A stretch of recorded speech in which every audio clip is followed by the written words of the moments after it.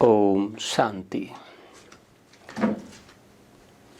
जैसे जैसे अंत का समय समीप आता जा रहा है तो हम सब देख रहे हैं कि परिस्थितियां हलचल बढ़ती जाती है और परिस्थितियां इतनी फास्ट गति से परिवर्तन हो रही हैं।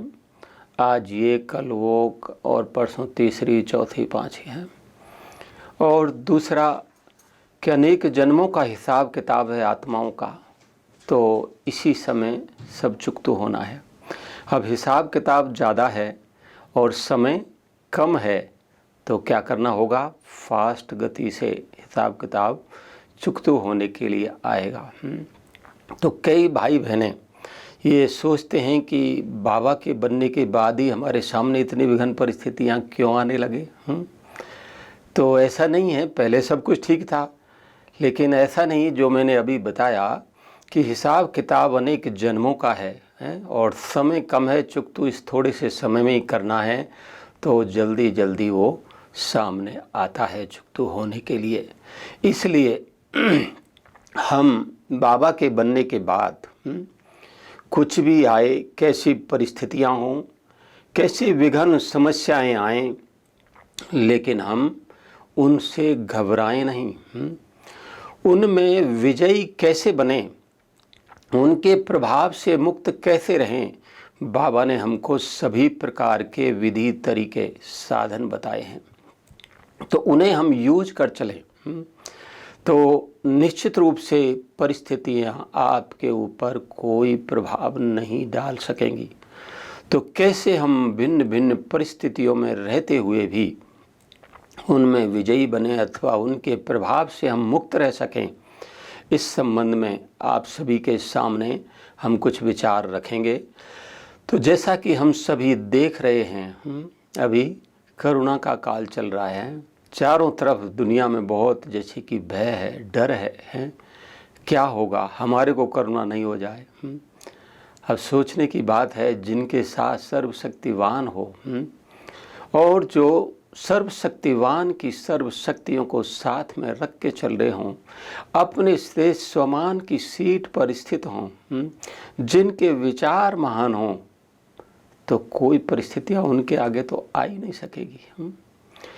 जैसा कि नाम है परिस्थिति, मना पराई स्थिति, और उससे श्रेष्ठ है स्वस्थिति। तो परिस्थितियां कभी एक जैसी नहीं रहती हैं, आती हैं और चली जाती हैं, लेकिन स्वस्थिति हमारी अपनी स्थिति है। हम उसमें जितना समय चाहें हम रह सकते हैं, सदैव भी रह सकते हैं। तो इस संबंध में बाबा के महावाक्य हैं कि बच्चे स्वस्थिति श्रेष्ठ है तो परिस्थितियां स्वतः ही बदल जाएंगी, आपके अनुकूल बन जाएंगी, आपका कुछ भी नहीं बिगाड़ सकेंगी। तो हम परिस्थितियों को सामने नहीं रखें हैं, हम अपना इंतजाम कर लें।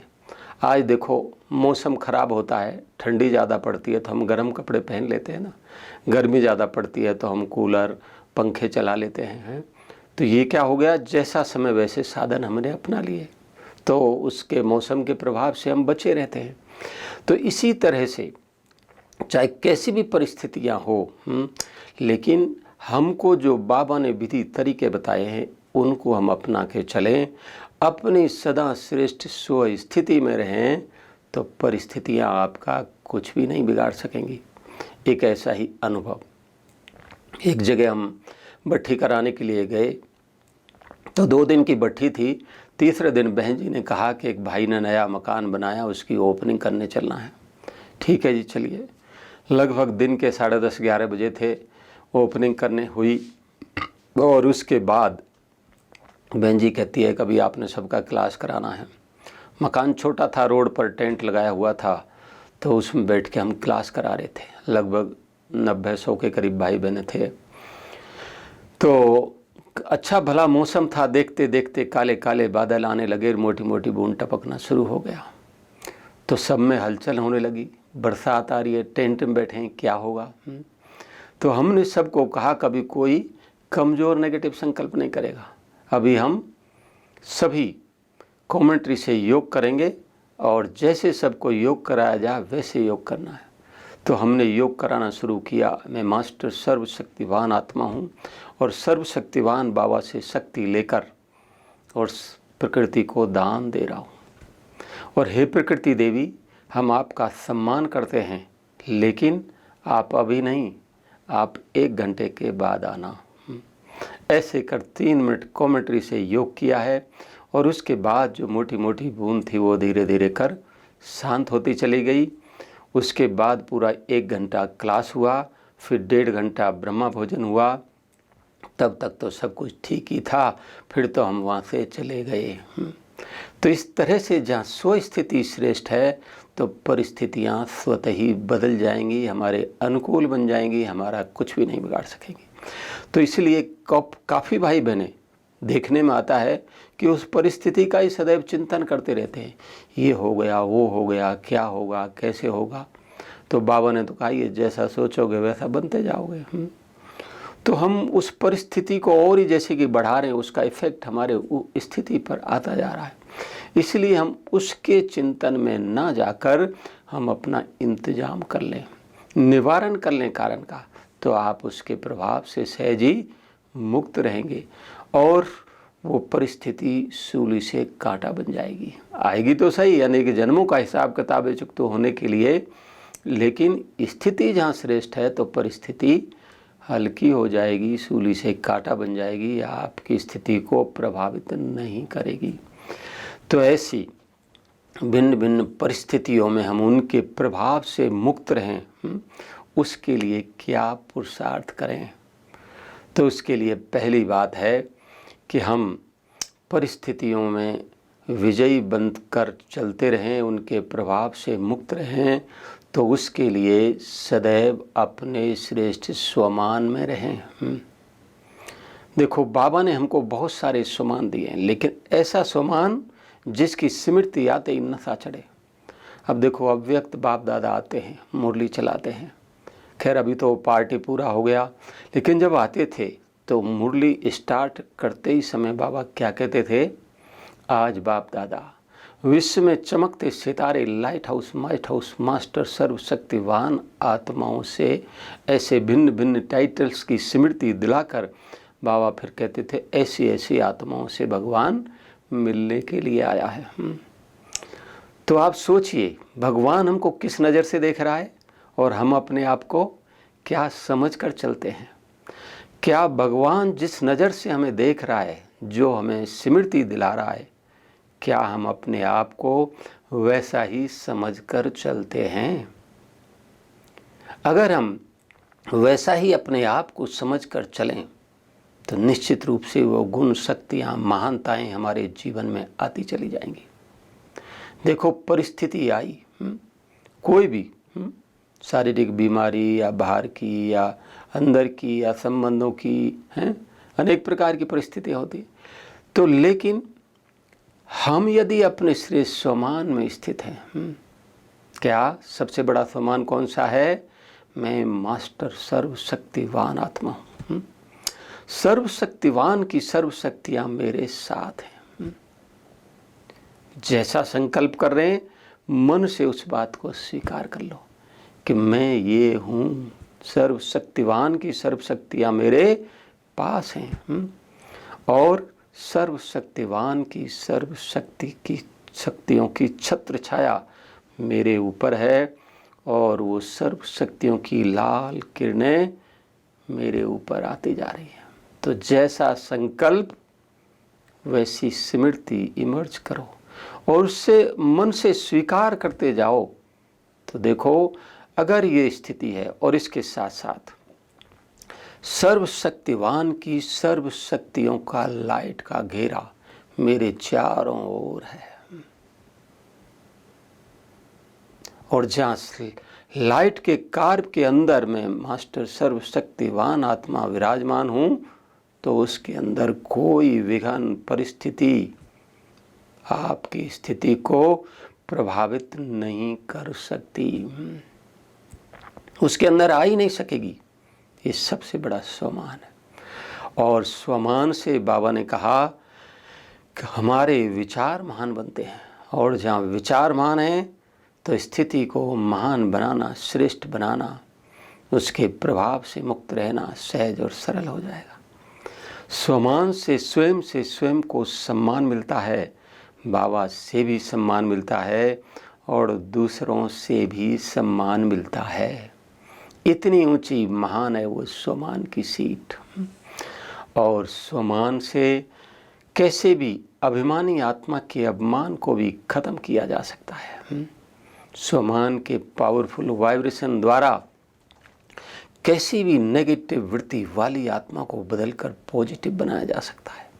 इतनी बड़ी शक्तियां हैं बाबा द्वारा दिए हुए स्वमानों में, तो हम उनका प्रयोग करें, उनके प्रभाव से तभी मुक्त रह सकेंगे। तो एक ऐसा ही अनुभव, एक जगह दो भाइयों को, बहनों ने, एक जगह कहीं प्रदर्शनी होने वाली थी, तो दो भाइयों को टीचर बहनों ने जगह देखने के लिए भेजा।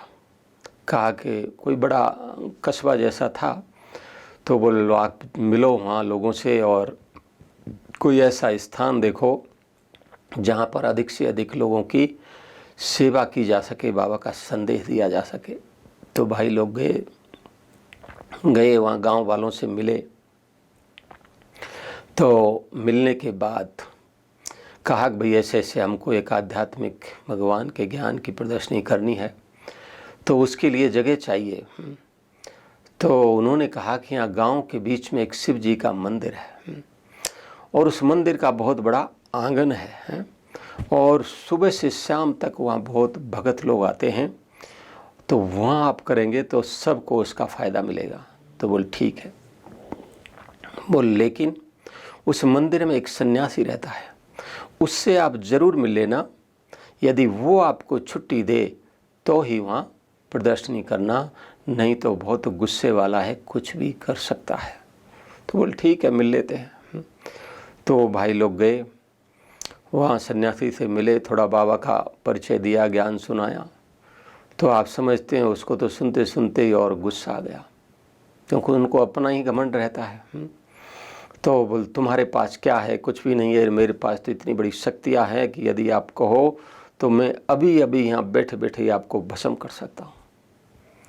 तो उनमें से एक जो भाई था वो काफ़ी पुराना और अच्छी स्थिति वाला था, योगी आत्मा थी।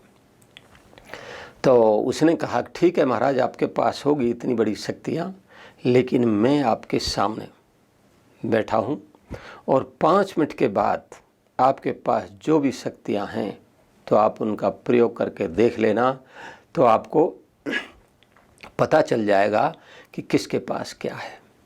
ऐसा कहकर और वो उसके सामने बैठ गया और इसी स्वमान का अभ्यास करते हुए योग कर रहा है कि मैं मास्टर सर्वशक्तिवान आत्मा हूँ, सर्वशक्तिवान बाबा से शक्तियाँ लेकर इस आत्मा को दे रहा हूँ और बाबा इस आत्मा का कल्याण हो, इसको सद्बुद्धि मिले, ताकि ये गलत काम करना बंद करे और आपकी सेवा के लिए यहाँ छुट्टी दे दे।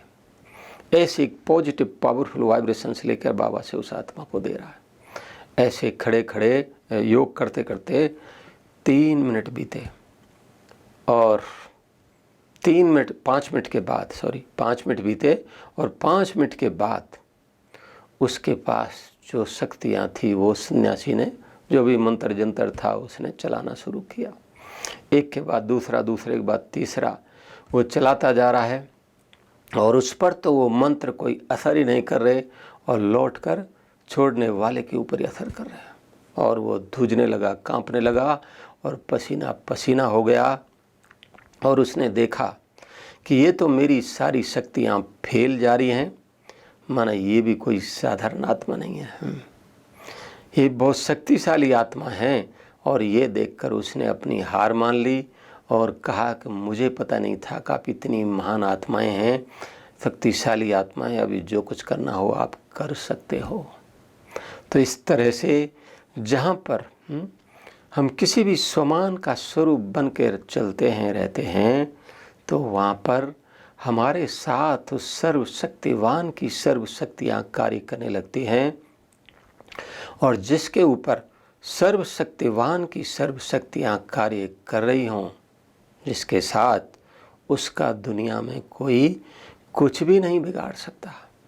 तो इस तरह से आप लोगों ने देखा कि जब किसी भी स्वमान का हम स्वरूप बनकर चलते रहते हैं तो उसके द्वारा कैसे भी अभिमानी आत्मा के अभिमान को ख़त्म किया जा सकता है, उसके प्रभाव से मुक्त रहा जा सकता है और परिस्थितियों में विजयी बनने के लिए, उनके प्रभाव से मुक्त रहने के लिए हम अशरीरी बनने की प्रैक्टिस करें। क्योंकि परिस्थितियाँ इस संसार की हैं। यदि हम साकार में, इस देह भान में हैं, तो हमको इस दुनिया की सभी बातें, परिस्थितियाँ हमारे सामने आती हैं। छोटी बात भी अगर देह भान में है तो बड़ी लगती है और उसका चिंतन करते करते व्यक्ति हलचल में आ जाता है। लेकिन जैसे ही हम अशरीरी बने तो ये नियम है कि आत्मा इस देह और देह की दुनिया के सभी प्रकारों के प्रभाव से मुक्त होकर उस सर्वशक्तिवान की छत्र छाया के नीचे आ जाती है। और जिनके ऊपर सर्वशक्तिवान की सर्व शक्तियों की छत्र छाया हो, वहाँ इस दुनिया की कोई परिस्थिति आपको प्रभावित नहीं करेंगी। जैसा कि मैंने पहले बताया, तो हम जब भी कोई परिस्थिति समस्या आए तो हम अशरीरी बन जाएं, विदेही बन जाएं, निराकारी बन जाएं। इस संबंध में बाबा के महावाक्य हैं कि बच्चे, यही अभ्यास अंत में बहुत काम आएगा, पास विद ऑनर बनाएगा और यही तुम्हारी मनसा सेवा और सेफ्टी का साधन बनेगा। क्या? अशरीरी बनने की प्रैक्टिस। तो इसमें हम अपने आप को परफेक्ट बनाएं। तो सारे दिन में जब स्मृति आए, 1 मिनट के लिए, 2 मिनट के लिए बिंदु बन जाओ, निराकारी बन जाओ। ऐसे बीच बीच में देखो बाबा ने कितने सुंदर नियम बनाए हैं। इसलिए हर घंटे में 1 मिनट का ट्रैफिक कंट्रोल होता है। उस समय बिल्कुल इस देह और देह की दुनिया से मुक्त होकर बिंदु बन जाओ, तो आत्मा की बैटरी जैसे कि चार्ज हो जाएगी। इस दुनिया के सब प्रकारों के प्रभाव से आप मुक्त हो जाएंगे अगर पूरी तरह से अशरीरी बन गए तो जैसे ही हम अशरीरी बनते हैं तो बाबा के इस संबंध में ये भी महावाक्य हैं कि बच्चे, यही अभ्यास अंत में काम आएगा बहुत और तुम्हारी मनसा सेवा और सेफ्टी का साधन भी बनेगा। अशरीरी बनने की प्रक्रिया। इसलिए इस बात में हम अपने आप को परफेक्ट बनाएं। जब चाहें संकल्प करें, सेकंड में अशरीरी बन जाएं। और योग का भी आधार क्या है? अशरीरी बनने की, बिंदु बन जाना, आत्माभिमानी बन जाना। इसलिए बाबा ज़्यादातर मुरलियों में क्या कहता है कि बच्चे, देह सहित देह के सब संबंधों को भूल अपने को आत्मा समझ फिर बाप को याद करो। पहले देह और देह के संबंधों को भूलो, फिर अपने आप को आत्मिक स्वरूप में स्थित करो, फिर बाबा को याद करो। ये योग का मूल आधार है। तो सही विधि है। तो जब तक हम अशरीरी नहीं बनेंगे तब तक बुद्धि योग लगेगा बाबा से, लेकिन कभी ऊपर, कभी नीचे, कभी इधर, कभी उधर, उसी में टाइम पूरा हो जाएगा। वो संकल्प आते रहेंगे। तो हम बतला रहे थे कि कैसे जहाँ हम अशरीरी बन जाते हैं तो सब प्रकार के प्रभावों से आत्मा सहजी मुक्त होती चली जाती है। तो एक प्रैक्टिकल का अनुभव। तो एक जगह एक भाई का फ़ोन आया, कहने लगा कि भाई जी, मेरा बड़ा बिजनेस है, मैं 20 साल से ज्ञान में चल रहा हूँ और मेरे सामने एक बड़ी समस्या आ गई है। क्या है जी समस्या? बोल, मेरे पास लेटर आया है उग्रवादियों का कि 50 लाख रुपए फलानी डेट तक पहुंचा देना, नहीं तो आपको ख़त्म कर दिया जाएगा। तो उसने कुछ नहीं किया, वो डेट निकल गई। डेट निकल जाने के 5 दिन बाद 5 उग्रवादी दिन के 2 बजे उसकी दुकान पर पहुंच गए और कहा कि पैसे निकालो। उसने कहा कि मेरे पास तो नहीं है। बोल नहीं है तो हमारे साथ चलिए। बोल ठीक है, जहाँ चलना है चलिए। तो उसकी आंखों पर पट्टी बांध दी और ले गए जहाँ उनका ठिकाना था। वहाँ ले जाकर उसको एक कमरे में बंद कर दिया। वहाँ उनका एक व्यक्ति रहता था। उसका काम था या तो यदि कोई पैसे लेकर आता है, नहीं तो उसको ख़त्म करना। तो उस भाई ने पूछा, उस व्यक्ति जो उग्रवादी था उसने पूछा कि भाई आप जानते हैं मैं कौन हूँ और आप पैसे लेकर आए हैं? तो उस भाई ने कहा कि नहीं।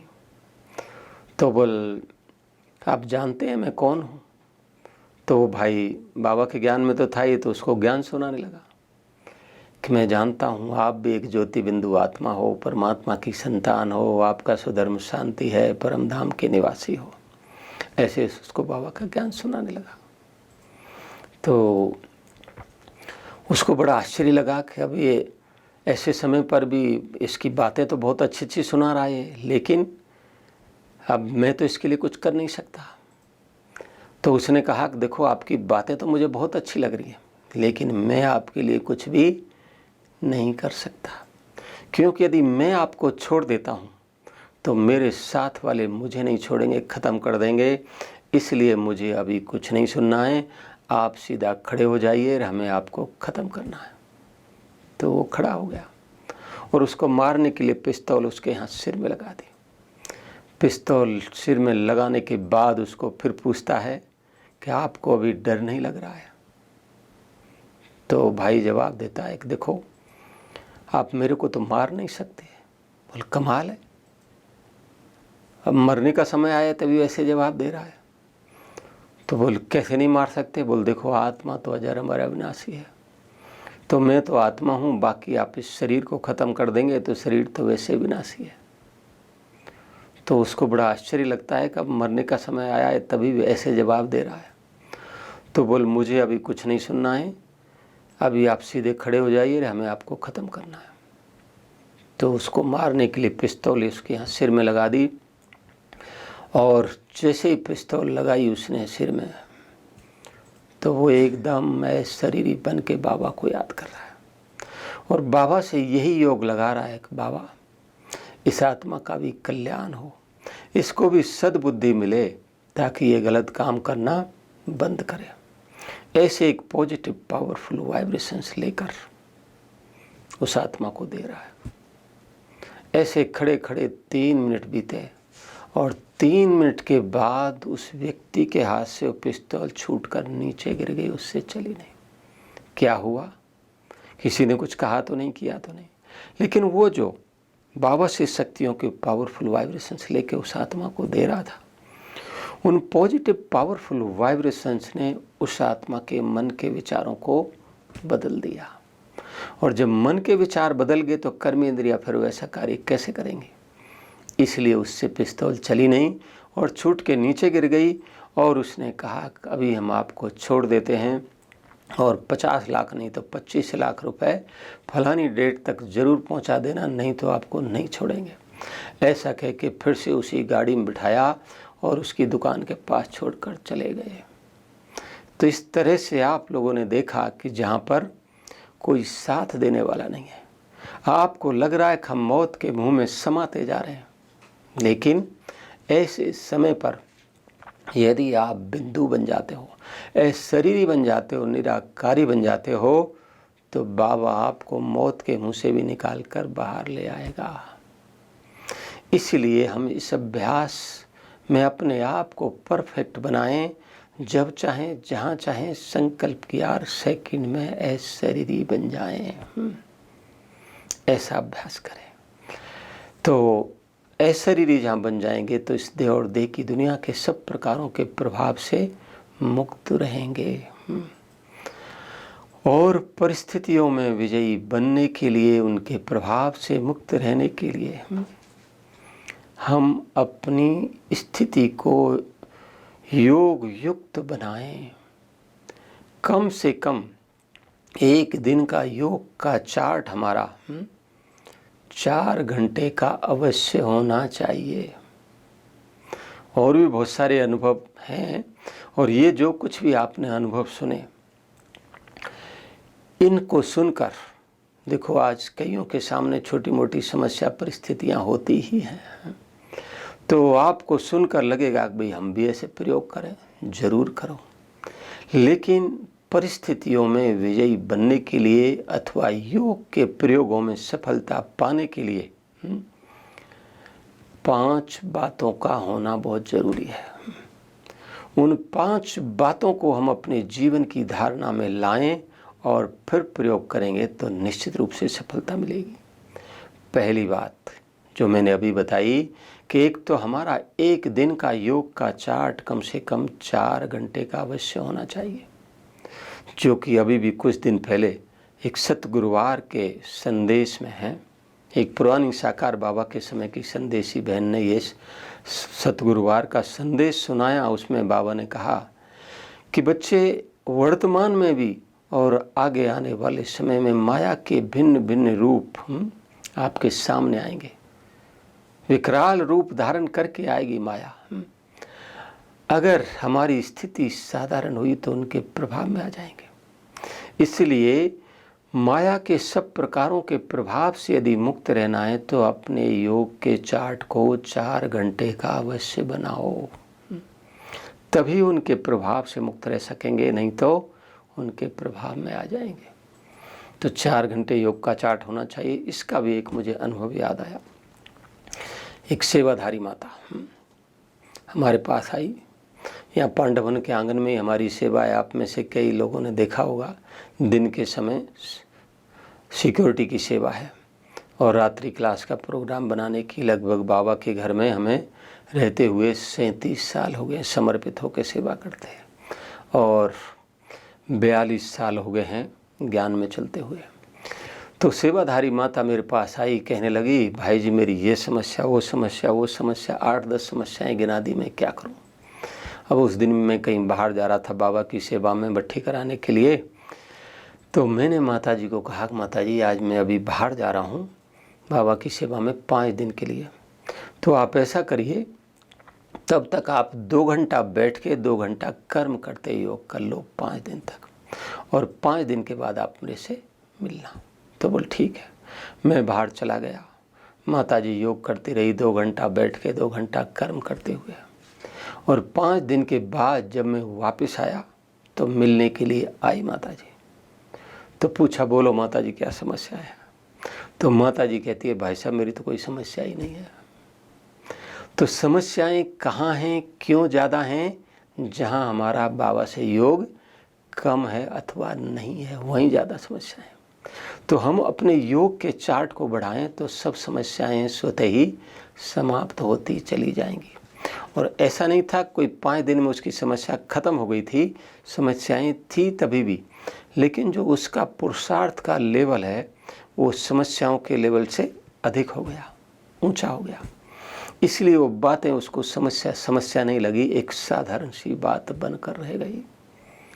तो इस प्रकार से हम 4 घंटे योग का चार्ट अपना एक दिन का अवश्य बनाए हैं, अमृत विलय से रात्रि तक 2 घंटा बैठ के 2 घंटा कर्म करते हुए। पहली बात। दूसरी बात, योग के प्रयोगों में सफलता पाने के लिए निश्चित स्थान और निश्चित समय का होना जरूरी है। एक ही स्थान पर एक ही समय रोजाना योग करें, जितने भी दिन करना हो। तीसरी बात, योग के प्रयोगों में सफलता पाने के लिए जैसी समस्या, जैसी परिस्थिति, वैसे ही स्वमान में स्थित होकर योग का प्रयोग करें। कहीं दुख दर्द की समस्या है तो मैं मास्टर दुख करता हूँ, कहीं अशांति है तो मैं पीस हाउस आत्मा हूँ, कहीं कोई अपवित्रता संबंधित समस्या है तो मैं परम पवित्र आत्मा हूँ। तो जैसी समस्या वैसे ही स्वमान में स्थित होकर योग का प्रयोग करें। चौथी बात, योग के प्रयोगों में सफलता पाने के लिए हमारे मन की शुभ भावना, शुभ कामना, कल्याणकारी भावनाओं का होना जरूरी है। और 5वीं बात, पावरफुल स्थिति, शक्तिशाली स्थिति हो। इन 5 बातों को आप अपने जीवन की धारणा में लाकर फिर योग का प्रयोग करें तो निश्चित रूप से सफलता मिलेगी। तो इस तरह से हम अपने योग के चार्ट को कम से कम 4 घंटे का अवश्य बनाएं तो समस्या परिस्थितियों के लेवल से ऊपर उठ जाएंगे हम, और परिस्थितियों में विजयी बनने के लिए, उनके प्रभाव से मुक्त रहने के लिए हम योग युक्त स्थिति हमारी सदैव रहे।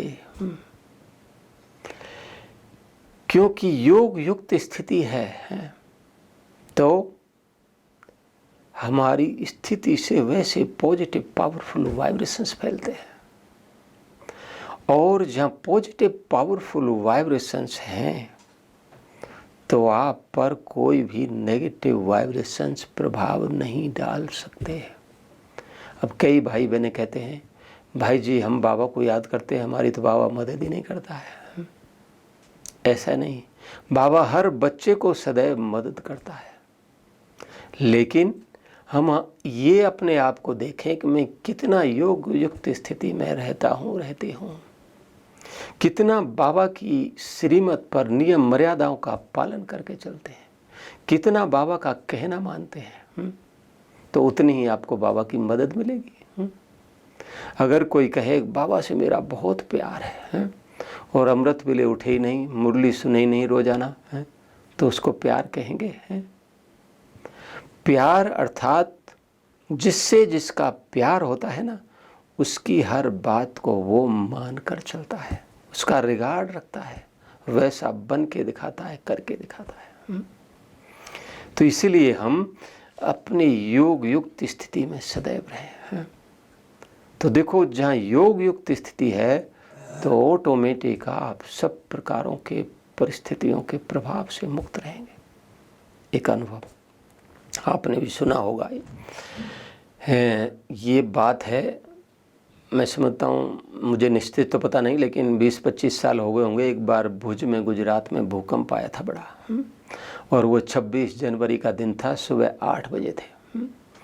तो कई जगह कई सेंटरों पर तो 8 बजे तक क्लास चलता है, तो वहाँ भी क्लास चल रहा था, मुरली क्लास। और जैसे ही भूकंप आया सब हिलने डुलने लगा और बस सब डर गए। तो बहन जी ने कहा कि नहीं, अभी डरने की ज़रूरत नहीं, हम सब बाबा को याद करेंगे। मुरली बंद की, सब योग में बैठ के बाबा की याद गीत लगाते, सब योग कर रहे हैं। और 1-2 मिनट का ही होता है भूकंप तो, और कुछ बर्तन वगैरह गिरे, हिले डुले, और भूकंप पूरा हो गया। लेकिन सब बाबा को याद करते रहे। जब भूकंप पूरा हो गया, मुरली पूरी हो गई, उसके बाद उन्होंने बाहर निकल के देखा तो जो साथ वाला मकान था सेंटर के, वो भी टूट गया है। ये दूसरी तरफ का मकान था, वो भी टूट गया है। पूरा शहर भुज जैसे कि मलबे का ढेर बन गया है, एक भी मकान साबुत नहीं बचा। लेकिन बाबा के घर का झंडा ऐसे कैसे लहरा रहा है? कैसे संभव हुआ ये? इस बात के ऊपर और एक अनुभव आपको सुनाता हूँ, इससे क्लियर हो जाएगी ये बात कि बहुत सालों पहले की बात है। एक बार रशिया में बहुत बड़ा भूकंप आया था, और उसका केंद्र बिंदु एक बड़ा शहर था वहाँ, और वो पूरा शहर ख़त्म हो गया। लेकिन उसमें एक मंदिर और एक मस्जिद, वो ऐसे कैसे खड़े हैं। तो वहाँ तो बहुत बड़े बड़े साइंटिस्ट हैं, उनके पास बड़े यंत्र होते हैं। तो उनका विचार चला कि ये मंदिर और मस्जिद कैसे बच गए, बाकी एक मकान भी साबुत नहीं बचा। तो उन्होंने पास कुछ ऐसे यंत्र थे, उन यंत्र को उस स्थान पर उन्होंने लगाकर वहाँ के वाइब्रेशन कैच किए मंदिर के। तो उस मंदिर के वाइब्रेशंस को उन्होंने बहुत पॉजिटिव शक्तिशाली पाया। और दूसरा जो साथ वाला मकान टूटा था, उसके वाइब्रेशन उन्होंने लगाकर यंत्र को कैच किया, तो उसके वाइब्रेशन बिल्कुल नेगेटिव थे। तो वो इसी निष्कर्ष पर पहुँचे कि जिस स्थान के वाइब्रेशन बहुत शक्तिशाली है, क्योंकि मंदिर में भी तो लोग भगवान को बैठ के याद करते हैं ना, भक्ति करते हैं, तो इसलिए वहाँ के वाइब्रेशन शक्तिशाली थे।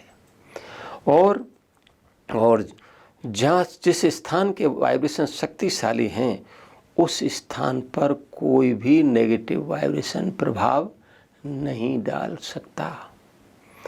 इसलिए हम बाबा की याद में जितना रहेंगे तो ऑटोमेटिक हमारे से पॉजिटिव पावरफुल वाइब्रेशंस फैलेंगे और उस स्थिति में कोई परिस्थिति आपकी स्थिति को प्रभावित नहीं कर सकती।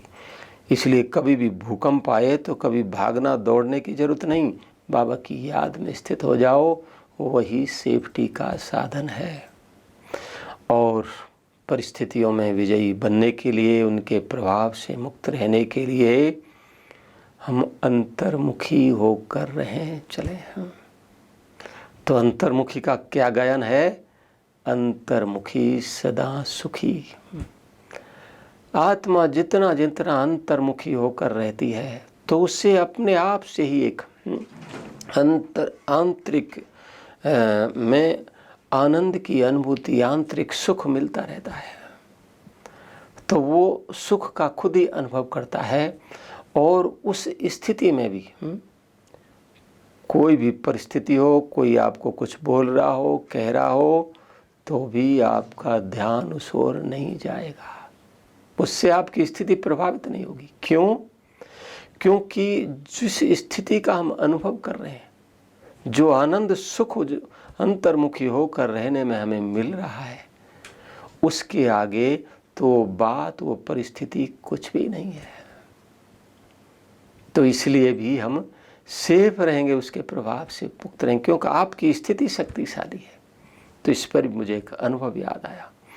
एक जगह कोई एक सन्यासी बाहर वाला सत्संग करा रहा था। तो सत्संग चल रहा था, बहुत लोग बैठे थे, सत्संग सुन रहे थे। तो अचानक भूकंप आया तो सब हिलने डुलने लगा। तो जो भी सत्संग सुनने वाले थे सब उठ के भाग गए। और उसका एक अनन्य चेला था, वो भी सामने बैठा था, तो वो भी भागने लगा। लेकिन उसने सोचा गुरुजी तो बैठे ही हैं। और जैसे भूकंप आया, गुरुजी ने आंखें बंद की और सत्संग बंद करके आंखें बंद करके बैठ गए। तो जैसे ही भूकंप पूरा हुआ, उसके बाद गुरुजी ने आंखें खोली और फिर सत्संग चालू कर दिया। जब सत्संग पूरा हुआ तो उसका चेला जो था, उसने गुरुजी को पूछा कि गुरुजी, जब भूकंप आया तो सारे लोग तो भाग गए, लेकिन आप क्यों नहीं भागे? तो गुरुजी ने कहा कि मैं भी भागा, लोग बाहर भागे, मैं अंदर भागा। तो समझे इसका भाव कि मैं अंतर्मुखी हो गया। शब्द दूसरे थे लेकिन भाव उसका यही है कि मैं अंतर्मुखी हो गया, अपनी स्व स्थिति में स्थित हो गया, अपने स्वमान की सीट पर सेट स्थित हो गए। तो ऐसी स्थिति में बाह्य जगत की कोई परिस्थिति हमारी स्थिति को प्रभावित नहीं करेगी। और परिस्थितियों का कारण बनते हैं अकेलापन, भय, डर लगता है ना परिस्थितियों में, वो भी स्थिति को हलचल में ले आता है। अभी जैसे कि कोरोना का काल चल रहा है तो लोगों में भय है, क्या होगा, पता नहीं हमारे को नहीं हो जाए कोरोना। अरे क्यों होगा आपको, है? हम सदा ही अपने को ये समझ कर चलें कि मैं अकेला नहीं, मैं अकेली नहीं, सर्वशक्तिवान भगवान मेरे साथ है। तो उसको साथी बनाकर चलें। देखो अभी अभी लेटेस्ट की घटनाएं बॉम्बे की है। एक कोई संबंध संपर्क वाला भाई था, उसके वो ज्ञान में नहीं था लेकिन उसके परिवार से कोई एक व्यक्ति ज्ञान में चलता था। तो उसको कुछ सर्दी जुकाम बुखार हो गया तो डॉक्टर के पास दिखाने के लिए लेकर गए हॉस्पिटल। तो वहाँ डॉक्टर ने एडमिट कर दिया, बड़ा हॉस्पिटल था।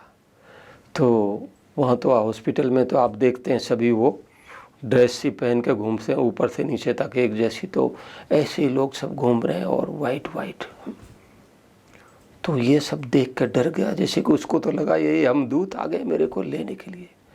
और ये भय उसके अंदर इतना बैठ गया, वो तीसरे दिन उसने शरीर छोड़ दिया। तो भय से ही उसकी मृत्यु हो गई है।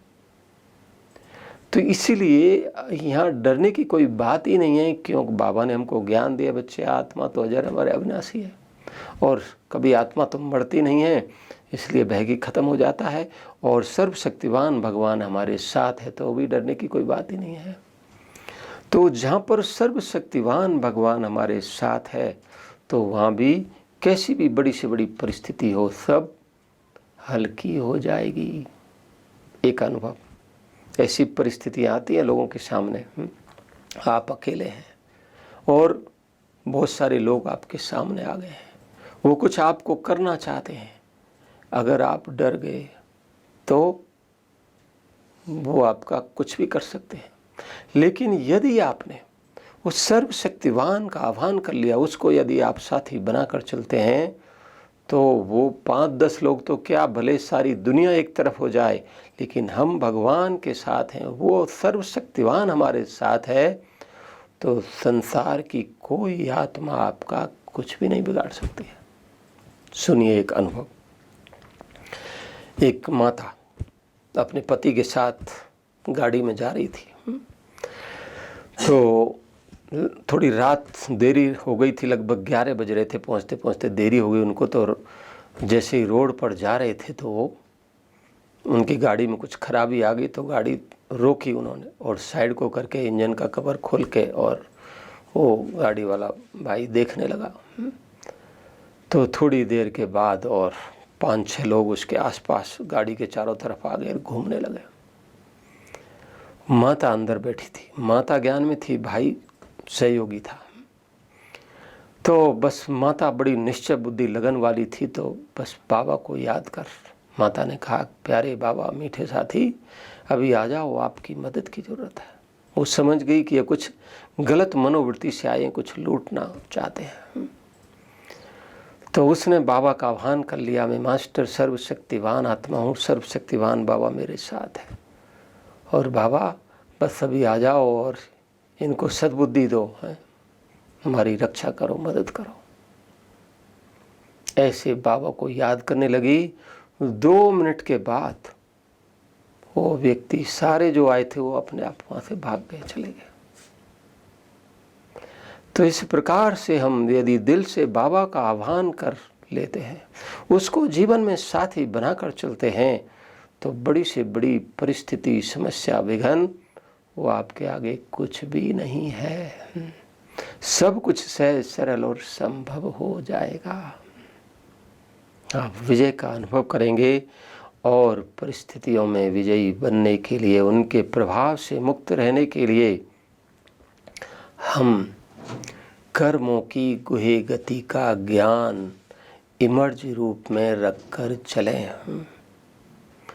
क्योंकि बाबा ने हमको ज्ञान दिया ना, हर बात की समझ दी है, नॉलेज दिया है। तो जहाँ ज्ञान है, कहते हैं ना, नॉलेज इज पावर, ज्ञान में वो शक्ति है बड़ी से बड़ी समस्या परिस्थिति में विजयी बनने का। बात तो सारी स्मृति की है। यदि सही समय पर आपको सही स्मृति आ जाती है, वैसी पॉइंट ज्ञान की याद आ जाती है, तो 1 सेकंड में आप विजयी बन जाएंगे। और यदि आप ज्ञान को भूले हुए हैं, विस्मृत है ज्ञान, बुद्धि में तो है लेकिन भूले हुए हैं, तो उस परिस्थिति के प्रभाव में आ जाएंगे। इसलिए ज्ञान स्वरूप बनकर चलें, ज्ञान को इमर्ज रूप में रख कर चलें, तो हर प्रकार के प्रभावों से, विघ्नों से मुक्त रहेंगे। एक ऐसा ही अनुभव। इसलिए ज़्यादातर भाई बहनों के सामने जब कोई विघ्न समस्या आती है तो क्या करते हैं, ये कर लें, वो कर लें, उन्हें बुलाएं, ऐसा कर लें। स्थूल बातों की तरफ बुद्धि जाएगी, लेकिन बाबा ने जो ज्ञान दिया है वो बुद्धि से भूल जाता है। लेकिन बाबा ने क्या कहा है, बच्चे तुम्हें किसी भी बात के कारण में नहीं जाना है, हर बात का निवारण करके चलना है। समस्या को सामने नहीं रखना, लेकिन समाधान स्वरूप बनकर चलना है। तो जहाँ हम समाधान स्वरूप बन जाते हैं, ज्ञान को इमर्ज कर लेते हैं, तो वहाँ 1 सेकंड में कैसी भी समस्या में विजयी बन जाएंगे। एक ऐसा ही अनुभव। एक जगह एक भाई थे, तो उनके सामने एक परिस्थिति आई, और परिस्थिति ये थी कि उनको मन में इस बात की हलचल थी कि उस परिस्थिति को देखकर कि क्या होगा, कैसे होगा है। तो नहीं सॉरी, ये एक भाई थे, उनको वो एक बहुत गरीब थे, बाहर का अज्ञानी व्यक्ति था। तो वो एक चौराहे पर चाय की रेडी लगाते थे। तो जो भी कुछ थोड़ी सी कमाई होती और रात को 4-5 लोग लुटेरे आते और उनको मारते पीटते और उनकी सारी कमाई लूट कर ले जाते। तो एक दिन हुआ, 2 दिन, 4 दिन, 10 दिन, 15 दिन, महीना हो गया। वो बड़ा परेशान कि इतनी सच्चाई, सफाई, मेहनत से मैं ये कमाई करता हूँ, तो और ये आते हैं मेरे को मारते पीटते हैं और लूट कर ले जाते हैं। तो ये तो मेरे साथ बड़ा अन्याय हो रहा है।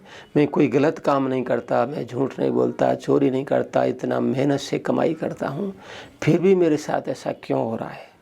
भगवान तुम कहाँ हो, मेरी क्यों मदद नहीं करते हैं? ऐसे वो भगवान को है याद कर बहुत बोलता था, बहुत दुखी परेशान था।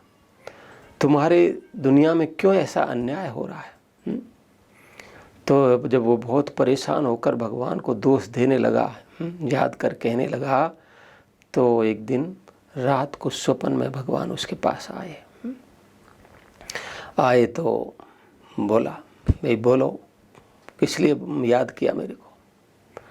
तो बोल कौन हो आप? बोल मैं भगवान हूँ। तो बोल मैं ये जानना चाहता हूँ कि मैं इतनी मेहनत से, ईमानदारी से थोड़ा सी कमाई करता हूँ और 4-5 लुटेरे लोग आते हैं, मेरे को मारते पीटते, मेरी सारी कमाई लूट के ले जाते हैं। मेरे साथ ऐसा अन्याय क्यों हो रहा है? आप क्यों मेरी मदद नहीं करते हैं? बोला आप जानना चाहते हो? बोल हाँ। तो बोल देखिए, बोल देखो पिछले जन्म में आप राजा थे और आपने राजाई प्राप्त करने के लिए अपने बड़े भाई को जेल में डलवाया, कितने लोगों को मरवाया और कितने लोगों को दुख दिया, तंग किया। जिन लोगों को आपने मरवाया, दुख दिया, तंग किया, आज वही लोग आपको मारते पीटते हैं और सारी कमाई लूट कर ले जाते हैं। तो जो कर्म का हिसाब किताब है वो तो चुकता करना पड़ेगा। तो जब ये उसको बताया भगवान ने स्वप्न में, तो फिर वो व्यक्ति कहने लगा, ठीक है महाराज, मैं कर्म का हिसाब किताब चुकता करूँगा, लेकिन इसके अलावा और भी कोई तरीका है हिसाब किताब चुकता करने का? बोल हाँ है और भी तरीका। बोल वो बताओ, वो क्या तरीका है? बोल वो तरीका ये है कि कुछ दिनों के बाद आपके पास सफ़ेद वस्त्रधारी भाई बहनें आएंगे और वो आपको ईश्वरीय निमंत्रण देंगे, एक पर्चा देंगे, और वहाँ आप जाना और वहाँ आप जाकर ज्ञान सुनना और योग सीखना, मेडिटेशन करना। और जब आप मेडिटेशन करेंगे तो मेडिटेशन के द्वारा जो आपके पाप कर्म विकर्म का हिसाब किताब है वो चुकता होगा। तो वो इंतज़ार करने लगा, भाई वो सफ़ेद वस्त्रधारी भाई बहनें कब आएंगे? कुछ दिनों के बाद सफ़ेद वस्त्रधारी भाई बहनें आए और उनको पर्चा दिया, ईश्वरीय निमंत्रण, जिस पर लिखा था कि फलानी जगह इतने बजे ये प्रोग्राम है, आप ज्ञान सुनने के लिए, अटेंड करने के लिए आना, मेडिटेशन सीखने के लिए। तो बड़ा खुश हुआ और वो गया मेडिटेशन सीखने, ज्ञान सुनने के लिए उसने गया। बहुत अच्छा लगा, कोर्स किया, 7 दिन का उसने कोर्स किया, योग करने लगा। अब वही व्यक्ति फिर आते और उसको मारते पीटते और वो सारा पैसा लूट कर ले जाते, लेकिन वो ज़रा भी परेशान नहीं होता। पहले तो बहुत दुखी होता था, तंग होता था, लेकिन अब ज्ञान सुन लिया, योग करने लगा तो समझ में आ गया कि कर्मों के गुहे गति का ज्ञान जब उसकी बुद्धि में आ गया तो वो दुखी नहीं होता था। तो उनको बड़ा आश्चर्य लगता है, पहले तो व्यक्ति ये बड़ा परेशान दुखी होता था और हम अभी भी उसको मार रहे पीट रहे हैं, लेकिन अभी बड़ा ये शांत है, कुछ नहीं बोल रहा है, अभी परेशान नहीं है। तो उससे पूछा, भाई पहले तो आप बहुत परेशान थे, दुखी थे, होते थे जब हम आपको मारते पीटते थे, लूटते थे, लेकिन अभी आप इतने दुखी नहीं होते हो, अब बड़े शांत रहते हो। क्यों? क्या हुआ आपके साथ? बोल, अभी मैंने ज्ञान सुन लिया है, मेरी समझ में आ गया है और अभी मैं मेडिटेशन करता हूँ कि जो कुछ मेरे साथ हो रहा है मेरे ही कर्मों का हिसाब किताब है, तो इसलिए मैं दुखी परेशान नहीं होता हूँ। तो बोल, कौन सा ज्ञान सुना आपने? बोला, आप भी मेरे साथ चलो। तो उनको भी लेकर गया सेंटर पर और उन्होंने भी कोर्स किया, ज्ञान सुना और वो भी ज्ञान में चल पड़े। तो देखो, ज्ञान में मिलने के बाद इतनी समझ, इतनी पावर, इतनी नॉलेज आ जाती है व्यक्ति के अंदर कि वो कैसी भी समस्या परिस्थिति का सामना सहज रीति कर सकता है, वो दुखी परेशान नहीं होगा और परिस्थितियों में विजयी बनने के लिए है या उनके प्रभाव से मुक्त रहने के लिए याद करो कि ये बात बड़ी या बाप बड़ा। देखो, मान लो किसी ने कुछ आपको बोल दिया। देखो, आज हर एक व्यक्ति स्वतंत्र है, किसी को भी कुछ कह सकता है, बोल सकता है, लेकिन हमको बाबा ने नॉलेज दी है, समझ दिया है, उस आधार से हम अपने आप को बचा सकते हैं।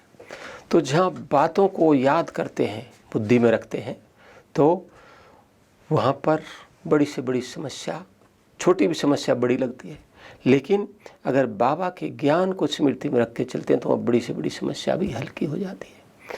तो ये बाबा के महावाक्य हैं, एक बात बड़ी या बाप बड़ा। अगर कोई समस्या परिस्थिति आने के बाद आपने ये याद कर लिया कि बात बड़ी या बाप बड़ा, तो एक सेकंड में आप उस परिस्थिति के प्रभाव से हल्के हो जाएंगे, मुक्त हो जाएंगे। तो एक छोटा सा अनुभव, बस एक बहन का फ़ोन आया कि भाई जी मेरे सामने एक बड़ी समस्या आ गई है। तो मैंने कहा, बोलो भाई, क्या समस्या है? तो हमारा यहाँ तीव्र पुरुषार्थी ग्रुप बनाए जिसकी मीटिंग सूरज भाई के साथ होती है।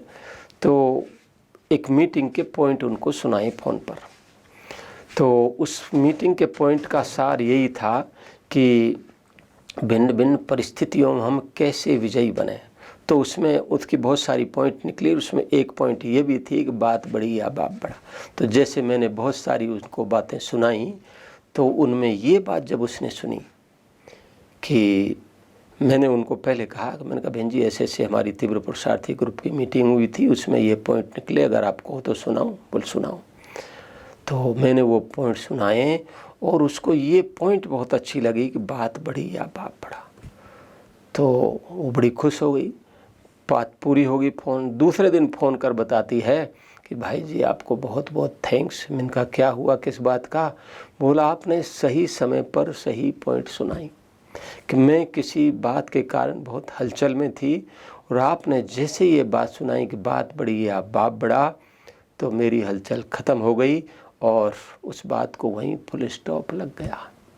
तो इस तरह से इन कुछ एक बातों को आप अपना कर चलेंगे, अपने पुरुषार्थ का आधार बना के चलेंगे, तो भिन्न भिन्न परिस्थितियों में उनके प्रभाव से मुक्त रहकर एक अचल अडोल स्थिति बनाकर सदा ही आगे बढ़ते उड़ते उड़ाते रहेंगे और बाप समान बन जाएंगे। तो ऐसी हमारी आप सभी महान आत्माओं के प्रति शुभ भावना, शुभ कामना है। ओम शांति।